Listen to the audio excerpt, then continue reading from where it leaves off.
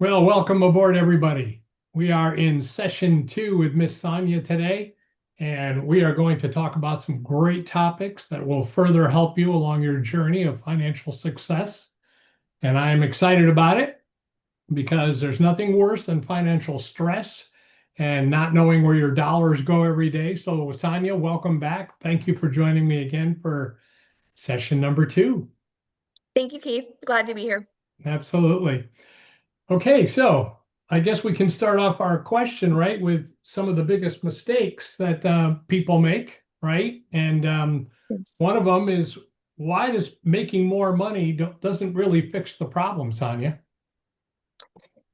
What I see happen a lot is I think that's like the inherent thing. It's like the knee-jerk reaction when I know for me as well, like when we were back struggling with money, it was like, oh, we just need to make more. And the truth of the matter is, actually, it's going to feel like you just started a part-time job and are receiving extra income. If we can just really start to get our arms around the current money that is coming in and maximize that.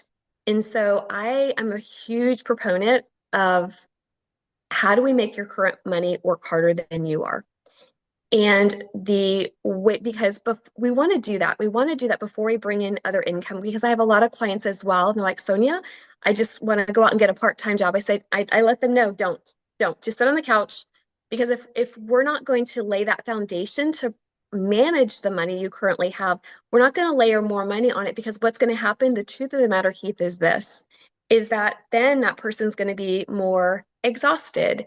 They're going to be tired. They're going to want to eat out more. And so what's going to happen is they're going to significantly erode the extra income that they think that's going to be coming in just because of those elements.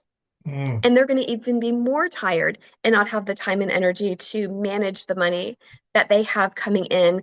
I have clients that, for an example, they're picking up a side hustle like an Uber Eats or something like that. And then what I find out is that they're like, well, we're picking up food for everybody else. And they're hungry, you know what I mean? And so yeah, then they're eating out more, and so they're eroding away the income, that side income that they're bringing in, just because they're around food more for other people and things like that yes, too. So there's a time and a place, and those dollars can be maximized.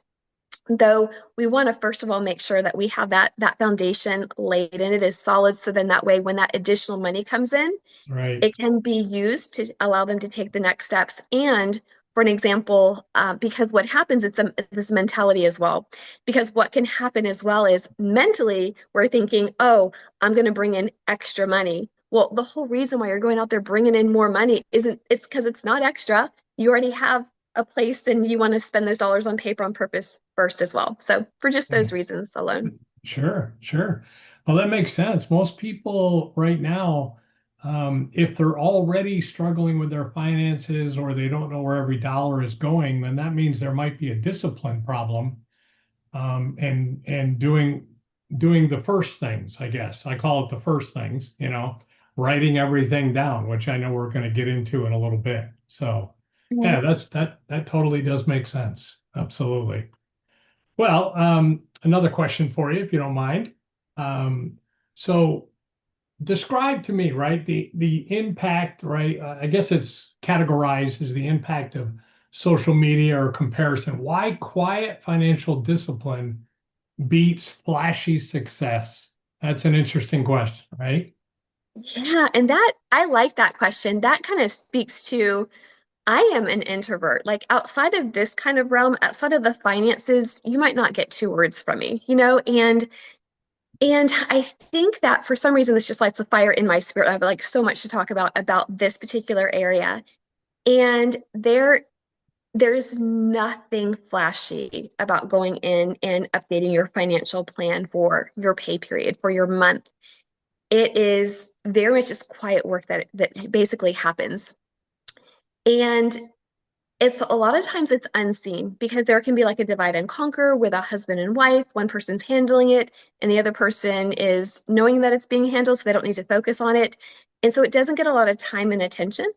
And so it's a lot of work that is done. And And it's not as if you have a beautiful cake to show for it, right? It's just it's the same thing. And I like to give the example of our money is as busy as we are. So for an example, if we clean our kitchens from top to bottom and then we don't touch it for a week.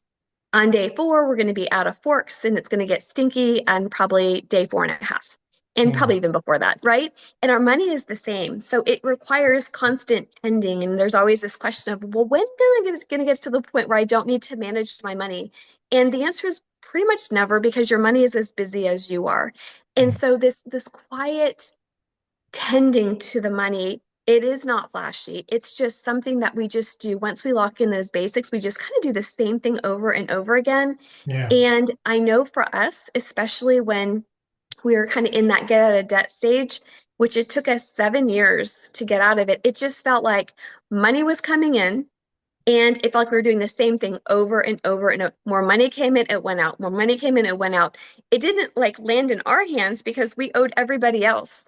And so our goal was to get debt free. So then that way, as we were earning money, we weren't working for everyone else that we owed money to. Mm, And so I know from an accounting perspective, every time we pay even a dollar down to debt, that bottom line net worth number increases. And so to me, like that is exciting. Though when you're in the middle of the process, it just feels like you're doing the same thing over and over again, especially when you're in that get out of debt stage. And so there's not a lot of reward for that. And I see a lot of people give up before they actually see the results, just because it just seems as if it's overwhelming and it just feels as if they're not going to get to the goal. And then this is where that discipline comes in as well, right? And to have that plan and to move forward with it. And you're never going to be perfect, right? That's not even an expectation. It's not even, right. right? And so we just do the absolute best, though. Are you conscious? Are you conscious about that income coming in? Are you Yeah. conscious about those expenses going out? And someone has to do it, right? Because no one else is going to come in and manage your money for you. Actually, the world is going to really do everything in its power to pull it out of your hands and to make things look flashy. And so my motto is just let's just do simple over and over and lock down simple. Yeah. I love what you're saying because I heard a gentleman say one time, he said, it takes character to leave a legacy. And I thought that that was really profound Mhm. because you're right. You can't just get up and do something flashy and then expect these tremendous results. You may get some heads turning, but I tell you what, the ones that are really going to pay attention is the amazing legacy that you leave, and you're not going to leave it without the character that you need. And it's just the truth, right? You need perseverance, right? To do a budget, you need some measure of perseverance to sit down, relax, keep the right perspective, and do what you need to do. Because if not, the worst thing you can do is go into panic mode and say, "Oh my God, where's my money? Let me get the credit card." Right? And here we go with Right. another problem. Right? Yeah, Yes, absolutely. yeah, yeah. Excellent, excellent. Well, let's see. Let's see what else we have here. So, what do you think? Three things, right? Someone can do this week, literally, let's just say this week, to improve their finances. What could three things be? I would say, Keith, and we discussed this a little bit on the prior call as well, though it's really important. It's important enough to repeat again. I really believe the very first thing is to have clarity over your current situation, because especially there's never been a time when we've had the ability to be so scattered in our finances, because we can have auto pays hitting a credit card over here, other auto pays hitting another credit card over here. I see people where they have a lot of different, even checking accounts and different savings accounts. And so there can be, we're unable to see holistically what is going on financially. So we don't even know what it costs to keep us in business on a monthly basis. Hmm. And so I would just really encourage, the very first thing I would just really recommend is to understand. And this kind of goes back to, okay, well, what are some, how do we look at the cash flow and having like a little mini course here, like really what are those steps to actually get the results? And so the first step is clarity. And some people already have it, right? They already have it and they're in a spreadsheet and they already know what their income is coming in, their expenses going out. And just take some time to look at it, because those numbers that you think might be correct, they might be a little bit outdated. I know for me, especially when, for an example, I had my handwritten plan and I wasn't reconciling it to anything and my insurance numbers were off but I kept using those same numbers month in, month out, month in, month out, and they're not even correct. Mm. And so it's good to take a look at it and it's good to just really assess where are the expenses going? What are the auto pays? How are you paying them?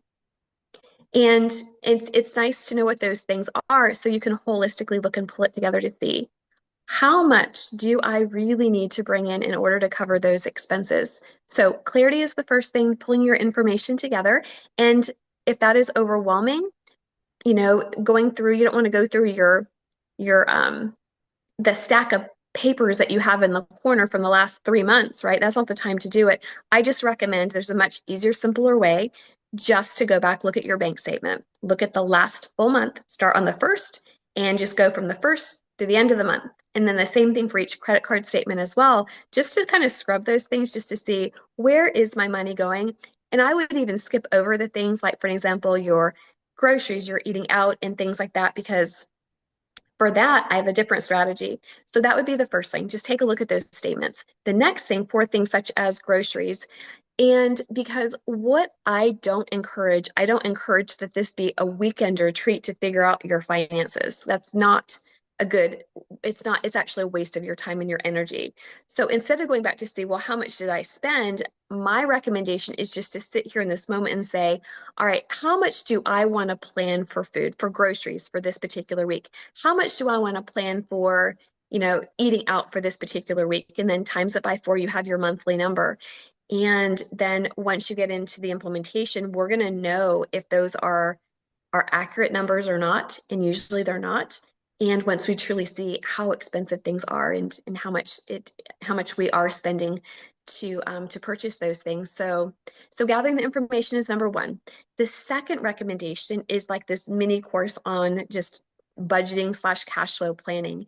And so what does that look like? And I think if we simplify it as we take that next step and we Mm. understand what is the income that is coming in to myself or to my family, and at a high level, what is that monthly income that is coming in after taxes, after deductions, because that's all you get to spend anyways. And understanding that, adding that up, and then going through and listing out your expenses, just even in a spreadsheet or on a piece of paper, you can go old school with it. And I wrote down just some of the different categories that I have in the plan with my clients. And the first category is how much do you allocate to giving on a monthly basis?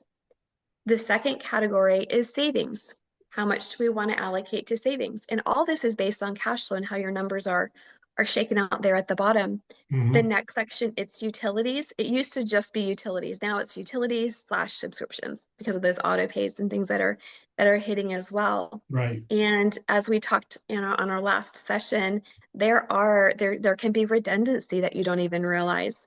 And there can be things that if you've not walked into that gym in the past 8 months, like we need to have a talk like that, right? You've got to see, are you within contract? Are you without a contract? And a lot of Right. times you got to walk in, right, to cancel that gym membership. Right. I call them leaky holes. We want to plug up those leaky holes because a lot of times it's almost like, as the visual that I get is as that income is coming on in, it's like we're holding a colander, and as we're running, the money's coming in and are the dollars just going out of those little colander holes, like.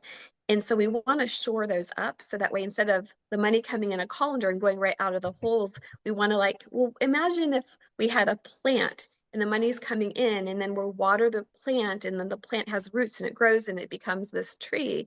Like that's sustainable versus just the in and the out, and we're just changing the names to protect the innocent, kind of thing. Mm. And so utility subscriptions, that's a section in of itself. And what holds people back in the utility section from being able to think about, well, what's the next bill going to be because we've not received it yet? We just take the best guess, right? We just take the best guess. What was last month's? And we know if we're going into the summer, it's probably going to be a little bit higher going into based on where you live, right? Mm. And you just take your best guess. And that's your starting point. Then the next section, it's the roof of your head, whether it is a mortgage, whether it is a rental payment, it is to understand that. And especially with rent, And a lot of apartment complexes actually require renter's insurance, which Hmm. that's always a good thing to have. It's ridiculously inexpensive, right? Per month. And just so that way your contents are covered if something happens, with you being in that rental property. So that roof over your head is really important. And I'd like to come back to that and talk about some percentages with the home and then also transportation, but I'll kind of continue the categories as well. The Sure. next category is the big black hole of all black holes. It is the food category. And now this is the thing. I know food is more expensive, right? I hear that. It is. Though I notice when I'm throwing out that organic spinach that I don't know why I buy it sometimes. Like I'm like, I'm just throwing, there's a lot within my control, right?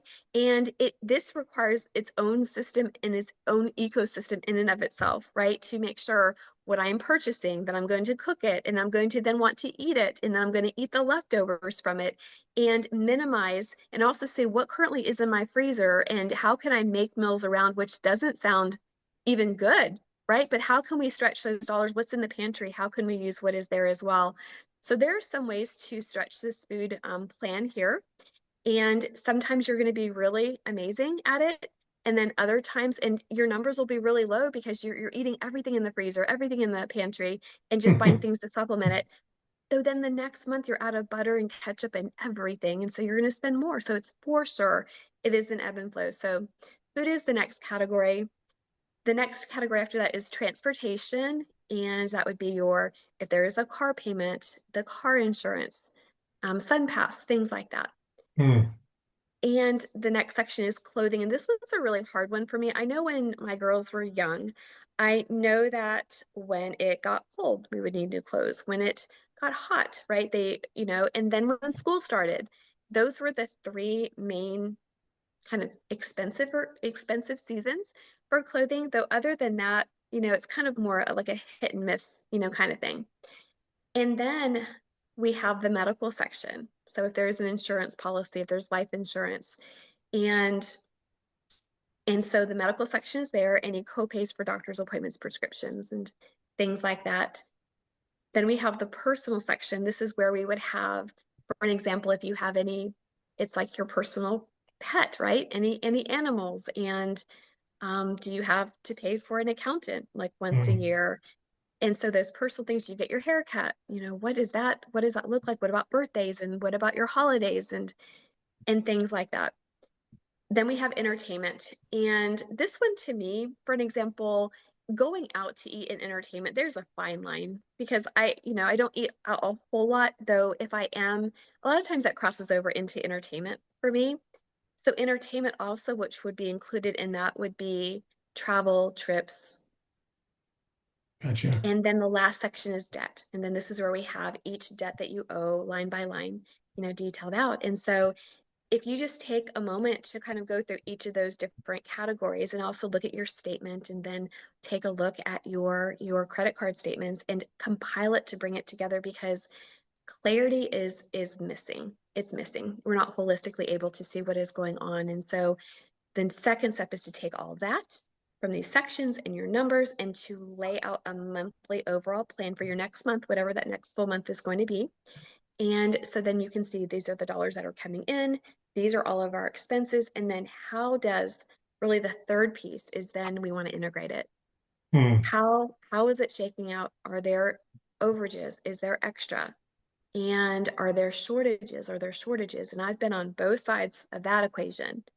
And so when there are shortages, I know personally, there was a season, there was a long, like I say a season, that's not even, there are many years is probably the better way to say that, that debt did fill the gap, right? We brought in that artificial money to cover the expenses for things we didn't have money for. And then we had that period to turn it around. So just assessing what do you have? How much do you owe? What are we talking about here? So those are the three things, and the integration of it is just to step back and assess it. Do we have overages? Do we have shortages? And then that's going to lead you into the next step. And so I'll press pause right there just to see, Keith, if you have any questions about that. Yes. Yeah, I actually do. I've heard some folks talk about expenses. And let me give you an example, like food, right? Food is a big one, right? So I've heard some people say, well, there's some expenses that I can pretty much almost to the penny, maybe not quite, but close. And I can label that expense as a fixed expense. I know what it's going to be every month. It's going to be what's coming out. I can anticipate it being withdrawn and paid for, whatever, auto pay, whatever. Electric bill, right? Electric bill. I know what my electric bill is going to be within a certain dollar amount, right? But food, right? Now that's a variable, right? It could be a Mhm. variable because one month, like you said, right? My question is should people first, like you're saying, do the analysis of looking at one month, like you're saying, right? And seeing how you're spending it already, and Mhm. then start to reportion or redistribute the money appropriately so that you don't end up spending $5,000 on food and now you don't have enough for your car payment. You know what I mean? Mhm. That kind of thing. Right. You can do that. That is an option as well. And with my clients, my focus is on, I know it's the best way for me to say is sometimes we just got to cut the losses. You know what I mean? Yeah. And right. And so, and it's really eye-opening to see where your money is going because it's so scattered. You don't even know how much you are spending on it. All right. And so what I like to do, I like to say, well, how much would you like to spend? Like, how much would you like to spend? And then what strategy do we implement to see is that realistic? Like, let's now put it into play and let's Yeah. see, right? And because typically 9 out of 10 times, whatever was spent on food was probably more than they wanted to, spend on food anyways. And so that is one of probably the easiest and fastest ways to give ourselves a raise is just by better managing that food section and not eating out so much. And Right. especially, since COVID with Uber Eats and things like that. And it's so much more expensive to have somebody bring your food to your home, right? Sure. Like that. And just it's even more expensive than eating out because there's that Right. convenience factor that is there as well. So Yeah. I'm a huge proponent of, you know what, where do we want to go? What direction we want to go in? How can we maximize these dollars? Like I said, to work harder than you are. What's your best guess as far as how much you want to spend? And then let's see how close can we get to that. And if not, we need to change our numbers and be more realistic because we obviously can't starve.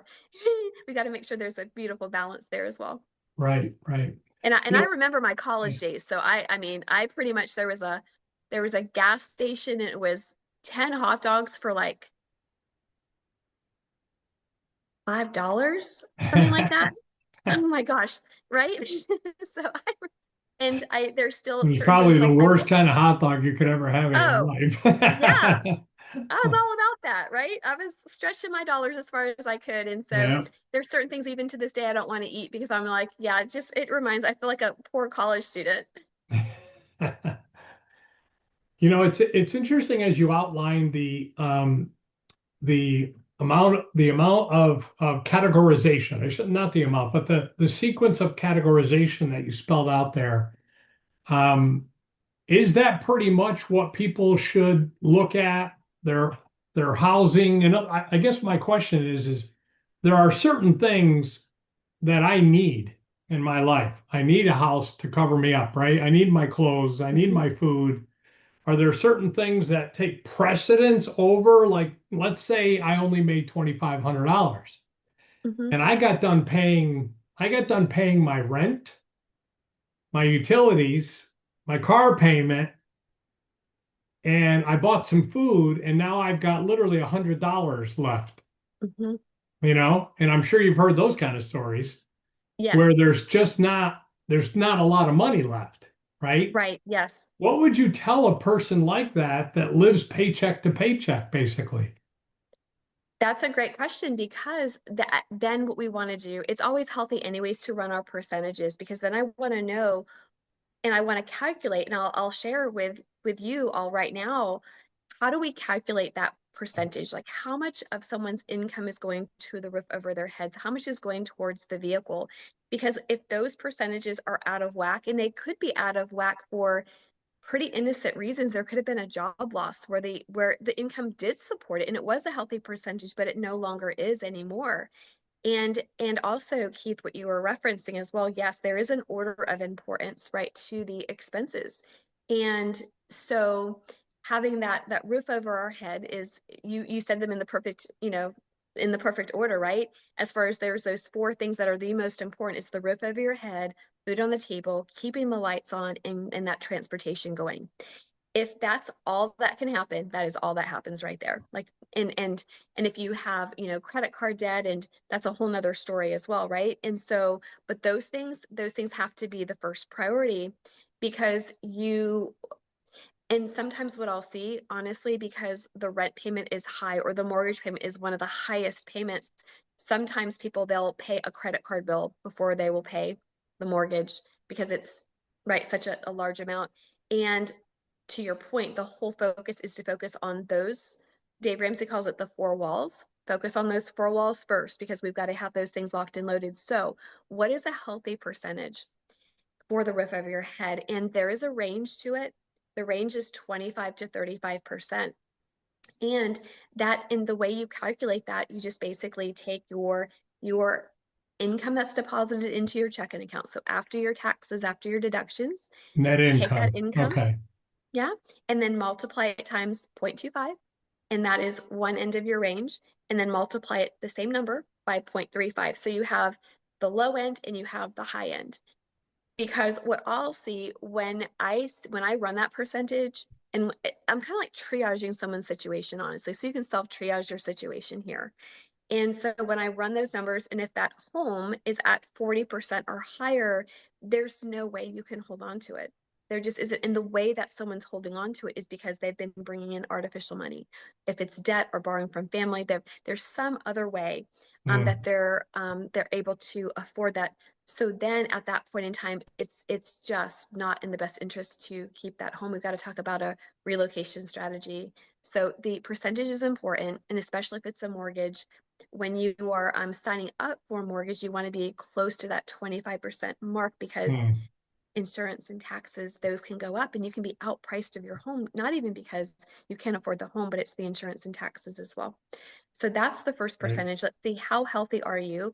And if you're at the 25% mark for the home, then what that tells me, there should be other income that can go towards those next goals, right? Generally speaking. And then if not, that leads me to believe that the person that's in front of me, it's not really so much of an income crisis, it's more of a management crisis. And to fix the management crisis, it is just really being proactive in spending those dollars on paper on purpose. So the home Right. percentage is important. The vehicle percentage is important as well. That's the other Mm, thing that I use to immediately assess someone's situation. And 10% is the recommendation for a car payment if you have a car payment.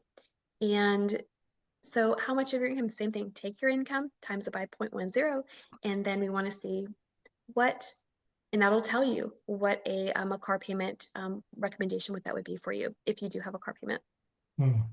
So you're saying basically, if somebody finds themselves at the end of the month with no money or not even enough money to pay essentials, basically, it's time to really take a look at those four walls, right, that you're talking about, and Mhm. reevaluating those and see if one of them's got to go, right?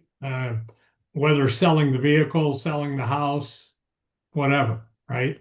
You know, Right, exactly. Looking for different housing arrangements, getting creative, things like that. Yes, yeah, absolutely. Yes. yeah, makes sense, makes sense.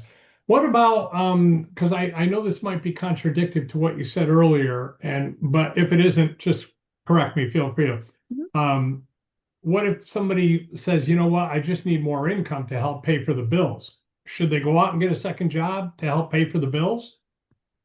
I think absolutely. Once they're managing what they have, and it doesn't take this is a very quick blip kind of assessment, right? You start to manage your money. This isn't, in 6 months we're going to learn how to manage the money. It's like, no, no, no, let's right now manage the money that we have right now, this second. It's Right. not a wait till Monday kind of thing or wait till it's like, okay, right now, let's do this. Yeah. Once someone is managing their money, then 100% absolutely. When you have that foundation and then you're able to bring in other income on top of that, and then that is where I see the speed pick up. That's where I see the momentum pick up. And it depends on where someone is overall in their plan as far as where that extra money is going to go. Okay. Okay. So it was key what you said there. Once they are managing it, right? Yes. And not just being emotional, go out and get a second job and then spend all that money on something else entirely, but not Yes. but not Yes. addressing the problem, right? Yeah. Okay. That Right. makes sense. Exactly. That makes sense. Yeah. So work, but only work with a purpose, you know? So Correct. Right. yeah. Right. Only if you're going to manage it. Like back in the day when I was in college, I waitressed, right? So I received tip income. And so to Yeah. me, it was extra money, right? It was like under the table, like extra money that I wasn't really kind of, budgeting to eat healthier than hot dogs. Like why did I do that? I don't know, Right. you know? Yes. And Yes. so, yeah. And so it's really, let's see, how can we really make every single dollar work for us? Like I say, make it work harder than we are. That'd be kind of cool. Yes. Yes. Um, if it's okay, can we transition to what can maybe people, just a couple tips on what people can maybe do to save money in Mhm. certain things, health insurance, car insurance, whatever thoughts you might have on that. I've got a couple in my head, but I'd love to hear yours. Oh, that's a great idea because and now this is the thing, when we're going to save money, it's similar to the other concept because if let's just say we're going to shave, $80 off our car insurance policy or our home insurance policy, the secret is to, once we do that, we want to take that, in this example, that $80, we want to allocate it towards what our next goal is. And I really like Dave Ramsey because I feel it's a very solid structure. It's a 7-step structure. So in savings really kind of leads right into that, and saving money as well. And so whenever someone has extra money, the first thing is this: we want to have $1,000 in the emergency fund to have something. Now, this is not going to, as we all know, it's not Mhm. going to cover any major emergency, but what it's doing, the whole purpose is to give someone margin, some breathing space. Because if there's a zero, but which a lot of my clients come in, there's zero, there's not a savings account balance at all. And so when anything happens, then it is an emergency. So Mm, just having a little bit of a buffer in there. So emergency of $1,000. And the second step after that is it's to become debt free. And the recommendation is to put that debt in order of smallest balance to highest balance. And if the two debts are about they're similar balance, then that's where we would bring interest into the equation, and whatever the mm. highest interest one, we'd knock that out first. And so That's it's interesting. about I heard having you say smallest to largest, right? And yes, so in my mind, I'm saying, okay, so if I pay off a small one, then I can take the money that I was using to pay off the small one to go to the next one and maybe yes. even double the payment or something. You know what I mean? Does that make sense? It does. And so in your example, like if we can save $80 in our car insurance policy or home policy, we want to know, where are we in these steps? So then we spend that $80 that we're used to spending anyways, right? We spend that $80 on what our next goal is. Like that's the Yes. whole purpose, to speed this thing Yeah. up. Yeah. And then the third step is, after you're debt free for everything except the mortgage, the next step is to expand that emergency fund. And Mhm. it's to expand it to a 3 to 6 month of an expense emergency fund. And those steps happen one after another. Like step one, 1,000 in the emergency fund. Step two, being debt free, everything except the mortgage, or step two. Then step three, expanding that emergency fund. That $1,000 becomes your starter for that emergency fund. So it's check, check, check. Yeah. And and personally, it wasn't so straight line. It was like 2 steps forward, five back, one forward, blah, blah, blah. I mean, that's really more what it felt like. And Right. that's why it gets to be overwhelming and exhausting at times, right? And so then after that step three, those steps four, five, and six, this is really where you start to pick up traction. And by that time, you are ready for some traction. So step four is to save for retirement. Step five is to save for college. And then step six is to dump whatever you have left over and put it towards the mortgage so you can pay that mortgage. So four, five, and six happen all at the same time. Yeah. And then once you paid off that mortgage, and the last step is to give more and to invest more. whether investing through stock market or through real estate. So those are kind of the 7 steps. So based on so let me take a bigger step back. So your day in and day out plan, the income coming in, the expenses going out that we talked about, it plugs in and plays with this bigger structure of the 7 steps. Because the question is, Sonia, I have $80 left over because I saved money on my car insurance policy. Where should I put it? And so then my question, and I'm gonna analyze, I'm like, where are they in the 7 steps? If you don't have the $1,000 emergency fund, it's gonna go there. If you're on step 2, it's gonna go to debt. If you're on step 3, it's gonna go there. So that it's a nice, because we don't want to go back to the drawing board every single time with an extra $5 on what we're going to do with it. We don't want to waste our energy there. Decide on purpose where that next step is going to be. So kind of to go back to answer your question as far as how do we save money to be able to move through those steps, whether it's bringing in other income because we are managing it. I know Dave Ramsey has an amazing resource. It's on his website, and I wrote it down. I just Googled Dave Ramsey and it brought me to his website. Though his official website, it's Ramsey, Ramsey solutions, solutions.com. And so when you get to his main page, there's an option on the toolbar called insurance. Click on that. And then there's an option for home and car. Click on that. And you don't have to have both. I've had clients that they don't have, they're renting, so they don't have a home insurance policy. It's okay. And so click on that. And what's so beautiful, Keith, about this company is that they don't represent one company. It's almost like a clearinghouse, and they can truly independently assess what is the best company for you, for your home insurance and or car insurance. And I love that you're able to go to one place to get that done. Yeah. And because it can feel like comparing apples to an elephant, like it's really hard to compare insurance policies unless you kind of really, really know. And I Yeah. like the fact that they're able to really, truly see, well, what company would be the best for you. So Right. that's my recommendation. What about you? I've learned through being in the insurance business, whole family is my dad and my brother in New York. They owned a P&C business, and that's property and casualty or homeowners and auto. And I've learned that everybody has, when they buy a policy, they have a declaration page. And on that declaration page of your auto policy, there are three items on there, and I'm not going to go into detail about them, but there are three items on there where you can either eliminate or reduce down to state limits, right? Because every state has limits on what you need to carry for auto insurance. And I would say that you would need to look at those three things. And if you're interested in those, get a hold of Sonja or myself, and we'll be more than happy to go over that with you. But those three things can save you more than you realize, okay, on those. But if you wanted to, you could just call your insurance agent and say, hey, listen, I heard this guy talking one time, and he said to go out and see about, what could I change on my auto insurance, and they will tell you. But guess what? They won't tell you, and I'm not being mean, but they won't tell you because insurance agents are paid based on the premium. And they get paid when you pay your premium, they get a commission amount based on the premium. Again, so I'm not being mean, but I'm just saying they don't want to reduce your premium because that reduces their commission sometimes. Mm-hmm. So, and again, that's not mean, that's just business.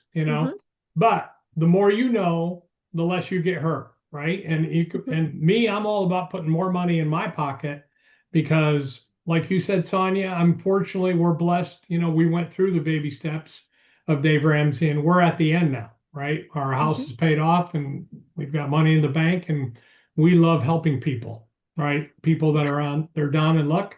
We don't want to be in a position where we can't do that, right? So Yes. that's where we're at. So that's one area.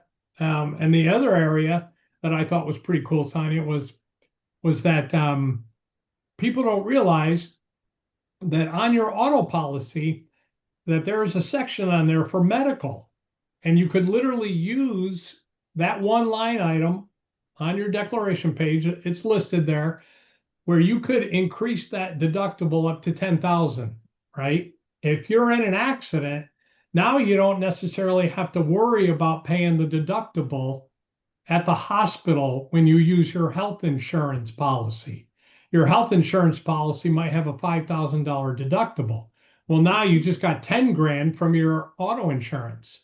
You see, because Oh, that's what yeah. you're paying for, and you could use that to help pay for your medical expenses. Now, yes, it does have to be an accident, you know what I mean, Right. in the vehicle, and God forbid, hopefully you'll be okay. But at least those are things that you need to look at. And then the other thing is your homeowners. I learned this, Sonja. This was pretty cool. On your homeowners policy, you really need to pay attention to a couple areas. They call it exterior buildings, right? Exterior Yes. buildings. And I one time saw that on my declaration page and I was paying like 25 bucks, And so I called the guy and I said, "Hey, listen, no offense, but I don't have an exterior building. Can we Hmm. remove that?" And he goes, "Yeah, of course. So he took it off. I mean, it was only 25 bucks, but hey, 25 Hmm. bucks is right. And one other area on there was flood insurance. Make sure that you don't have a flood insurance, right? Or even hurricane coverage at a limit that you don't necessarily have to have, because you can boost up your deductibles and reduce your premium if you Hmm. wanted to do something like that. And we live in Florida, right? So hurricanes Right. are prevalent, but Yes. you can change your deductible and decrease your premium. Those are just little tips, that I've learned. Mhm. Well, Keith, I've got to take a look at my car policy to see what my medical amount is. I don't even know, to be honest with you. That's a Yeah, really good yeah. point. Yeah, a lot of people don't know it, and I looked at mine one day and I said, you know what? I'm going to kick that up a notch, Hmm. because it'll help me pay for my. We carry high deductible health insurance. That's what we have. Right. So it'll help me pay for that. Anything you can do to save money, right, and put it back in your pocket. That's what I'm all about. Absolutely. And Keith, and did you find to bump that up, was it a relatively inexpensive Yeah. incremental amount to bump it up? Okay. Uh-huh. Yeah. Yeah. Yeah. It really is. Nice. Yeah, especially that particular one line item. Yeah. Right. Every Okay, good. carrier is different. So, Right. Yeah. one carrier might say Absolutely. one thing, another, but it's worth shopping around. If I Absolutely. may put a little plug in for this nice lady that I bumped into, and um, she is Leaders Insurance Group, and it's on my website, and you can go to her, and her name is Angel, and she will literally do the things that I'm talking about right now. She will Mhm. shop the best rate, give you the best rate, review your coverage every year. She does all of these things. I strongly recommend getting a hold of her. She's a pretty cool lady. You know, And Keith, where is she located at? she's right here in Trinity on Duck Slow Boulevard. Her office Okay. is in one of the Trinity. It's called Trinity Industrial Park. Okay. But it's over there on Duck Slow. Across from 7-Eleven. Yeah. Okay. So, but yeah, yeah, that's cool. Well, this has been delightful. I'm hoping everyone learned something. I always like to recap because we do talk about a lot of things. And so just a quick recap and help me walk through this, right? Just to make sure in case I misspeak or anything. But we talked about, let's see, we talked about why making more money doesn't fix the problem. And I think you articulated it very well, that because if you don't have a plan, you're just going to go out and spend that extra money. You're thinking you're having a party. Yeah. And you might do that because you're emotionally exhausted, right? You're Right. emotionally exhausted, you're taxing yourself, right? And you might feel like, well, I worked my butt off. I want this extra ice cream cone or something, whatever, you know what I mean? Hmm. And so people end up doing that. So that was one thing we discussed. And remember, without a plan, you're more apt to do that because you're taxing yourself emotionally and mentally, right? Um, and then you said, which I loved, why quiet financial discipline beats flashy success, right? And so I hope everybody caught the some of the language about around that was is that you know you having a plan, you leaving a legacy, you having certain disciplines that are just needed on a day-to-day basis or once a month when you do your budget is a whole lot better than being able to ring a loud bell and still being broke. You know, Mhm. the flashy stuff has got to go, right, Sonja? You know, Mhm. we've got to get down to brass knuckles. And what Yeah. I appreciate about you is that you're literally willing to hold people's hands through this and get them to a Mhm. point where, maybe they're at more than a little bit more than a toddler stage and they can walk on their own. And I appreciate Yes. that because I'm sure And when people come to you, they're at infant stage. well, Some, and then it's so fun and rewarding, Keith, to then start to integrate these things, like these things that are important to their family. Like they have things like sacred yeses that we want to fight for, right? And then there are other yeah, things we can say no to, right? To open up space for these things. And there's an ebb and flow, to it as well. And no one's going to be perfect yes, to it. And then also, how do we light a fire underneath their feet, right? To like have them gain momentum in that process as well, just so yes. that that way they're living the life that they are looking to live.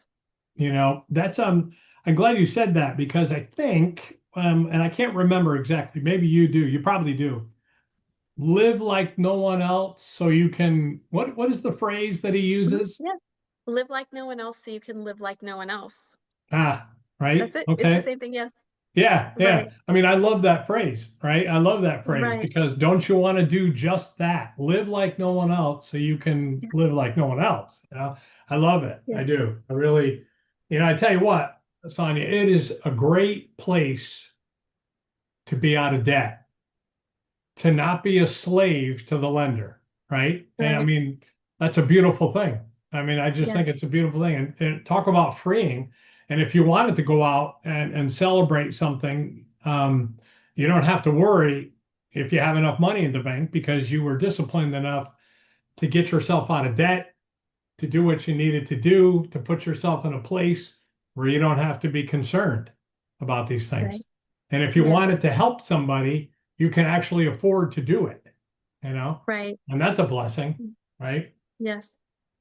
I think the last one was, let's see here, the three things that you described. Would you mind just real quick tapping on Mhm. those one more time? I'm sorry, you did No, that better absolutely. than me.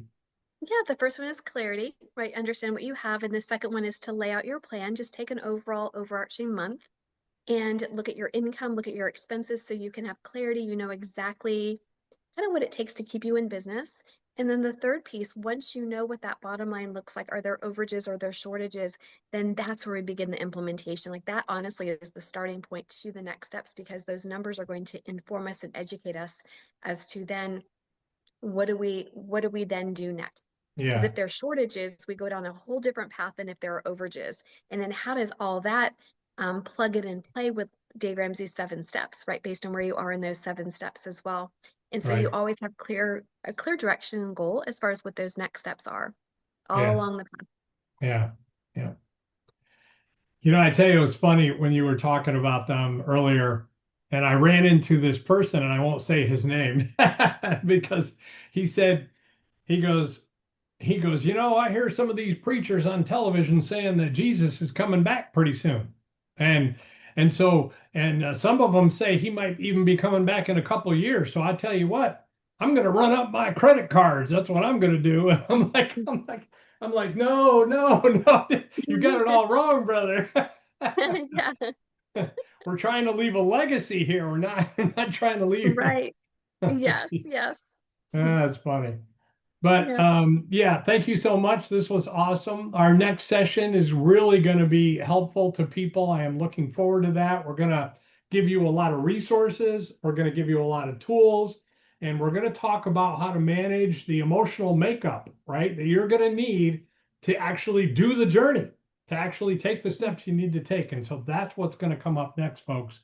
And so I certainly hope you stick around. It'll be soon. It'll be soon. Probably next week we'll do another recording and we'll wrap Okay. this up. Thank you again, Miss Sonia. We appreciate Thank you. you.